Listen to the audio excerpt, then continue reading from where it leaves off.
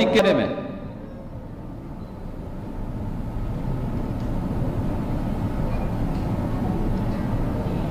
अन्य विभिन्न क्षेत्रों में वे यूपी के अंदर ऑटोमोबाइल के बारे में, इस पूरे सेक्टर में उन्होंने इन्वेस्टमेंट के लिए को लेकर के बड़ी उत्सुकता दिखाई है। और मेरा मानना है कि उनका ये आयोजन, इस प्रकार के जब सुविधाएं हमें प्राप्त होती हैं तो इसमें हमें नेशनल इंटरनेशनल सेमिनार को आयोजन करने, विभिन्न प्रकार के समारोह को आयोजन करने में एक बेहतरीन सुविधा प्राप्त होती है। और सभी लोगों को एक जगह उपलब्ध करवाने के लिए मेरा मानना है कि राज्य के समग्र जो हॉस्पिटैलिटी का जो सेक्टर है उसके लिए एक नया इकोसिस्टम खड़ा होता है। अक्सर लोग होटल या हॉस्पिटल या कोई इंस्टीट्यूशन को ये मानते हैं कि ये व्यक्ति का इन्वेस्टमेंट है। हम इसको मानने को तैयार नहीं है। ये पूरे इकोसिस्टम को प्रभावित करता है। होटल हो या कोई मॉल हो या कोई हॉस्पिटल हो या कोई इंस्टीट्यूशन हो, कितने लोगों को रोजगार देता है। अकेले ताज पैलेस होटल 600 लोगों को प्रत्यक्ष नौकरी देगा, 600 लोगों को, और अप्रत्यक्ष रूप से सैकड़ों अन्य लोग उसकी सप्लाई चेन के साथ जुड़ेंगे। यानी ये रोजगार भी दे रहा है।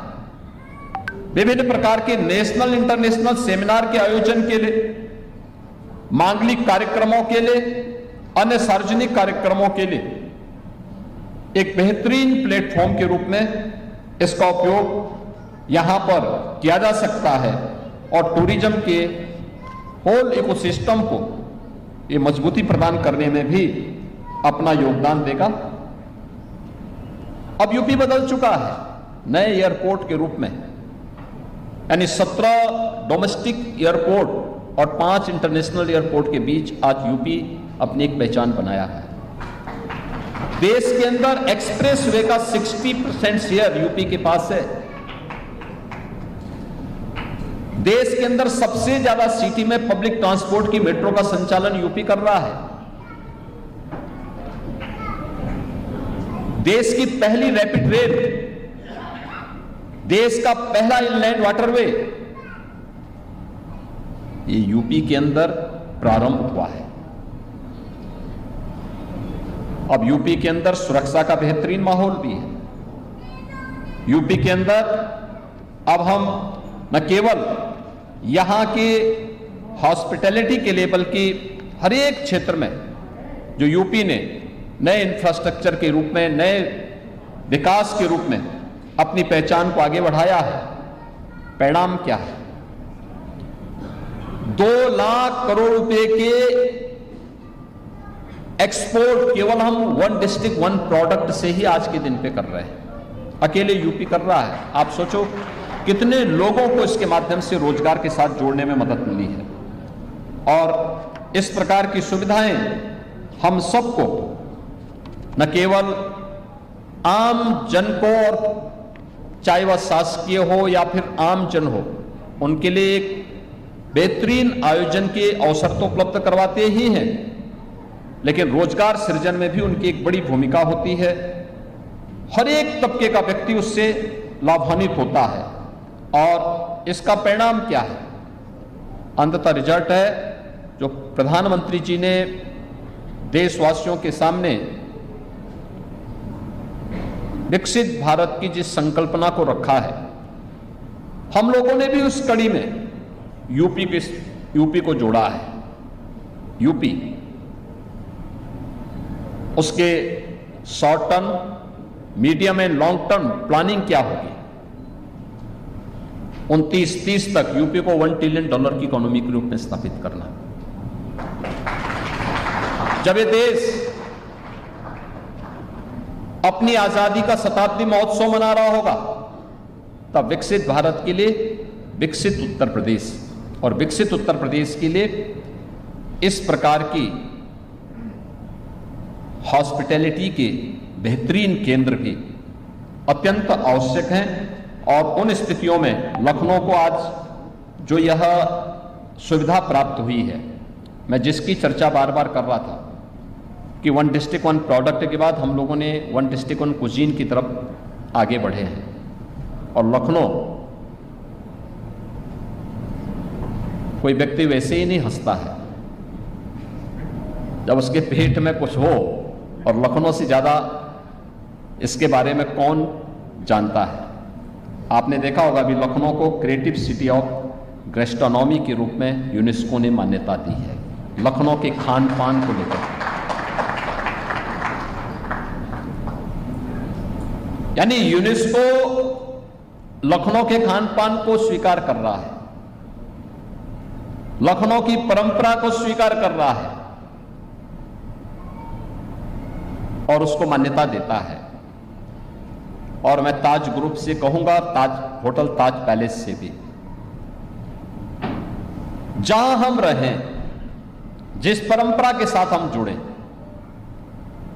वहां की लोकल सुविधा को भी अपने साथ जोड़ने का कार्य करें। लखनऊ का खान पान, मैं मानता हूं कि अगर आप यहां पे और अपनी सुविधाएं दें, मैंने आपका किचन अभी देखा है, बहुत अच्छा किचन बना है। और जो किचन के बारे में अक्सर हमें एक कभी कभी भ्रांति रहती है कि इसमें हाइजीन का ध्यान नहीं दिया जाता है, लेकिन मैं मानता हूं कि बहुत अच्छा स्टैंडर्ड का आपने किचन भी बनाया है। लेकिन इसमें अगर पूर्वी उत्तर प्रदेश या अवध का भी खान पान को भी और महत्व दे सकें। आप देखते होंगे लखनऊ में लजीज गली बहुत फेमस हो गई है, हर व्यक्ति जाता है वहां, हर परिवार वहां जाता है, और वह खान पान यहां मिले पूर्वी उत्तर प्रदेश का। बाटी चोखा यहां अगर उपलब्ध हो सके कहीं किसी कोने में, मैं देखता हूं बहुत वो फेमस हो जाएगा। कुछ लोग सत्तू भी खाना चाहेंगे और मिलना चाहिए, ये मिलेट का है। मुझे लगता है रेडीमेड भोजन का इससे बेहतरीन माध्यम कुछ हो ही नहीं सकता है।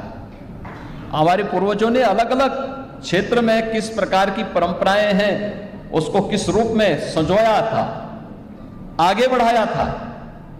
आप चले जाइए पूर्वी उत्तर प्रदेश में, खासतौर पर बलिया की ओर,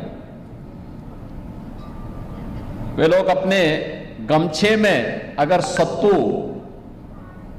को खाने के योग्य बनाएंगे तो आप देखते होंगे उनके गमछे में कहीं सत्तू लगता नहीं है, फिर झाड़ करके वैसे पहन लिया जैसे हम लोग पहने हुए और फिर चल दिए, पता भी नहीं लगेगा कब उसने खाया है। ये रेडीमेड भोजन, इसको भी पहचान मिलनी चाहिए। और अब तो मिलेट की जो परंपरा प्रारंभ हुई है, मैं मानता हूं कि काफी उसमें संभावनाएं हैं।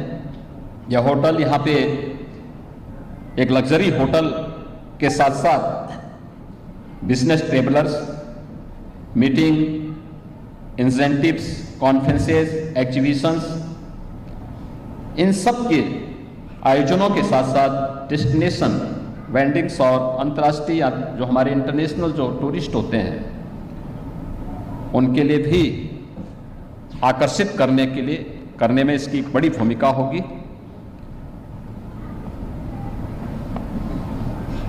लखनऊ के विकास में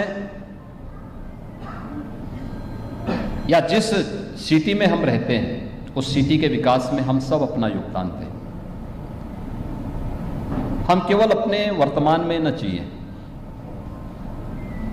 हमारे स्तर पर अपने भविष्य के लिए क्या कुछ होने जा रहा है उसके बारे में सोचें।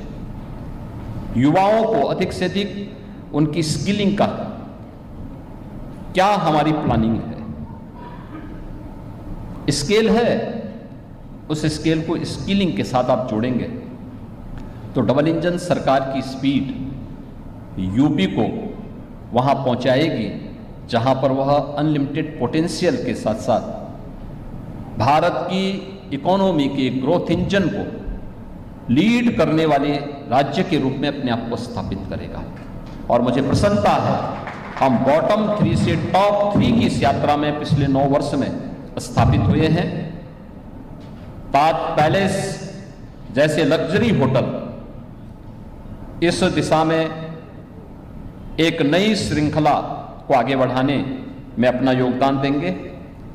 मैंने ताज ग्रुप को उत्तर प्रदेश के अंदर अलग अलग सिटी में नए होटलों की श्रृंखला खड़ी करने का प्रस्ताव पहले से उपलब्ध करवाया है और मैं मानता हूं कि प्रयागराज है, वाराणसी में भी कुछ नए होटल आ रहे हैं, अयोध्या है, काशी है, मथुरा वृंदावन है और भी हमारी सिटी इस प्रकार के होटल की मांग कर रही है।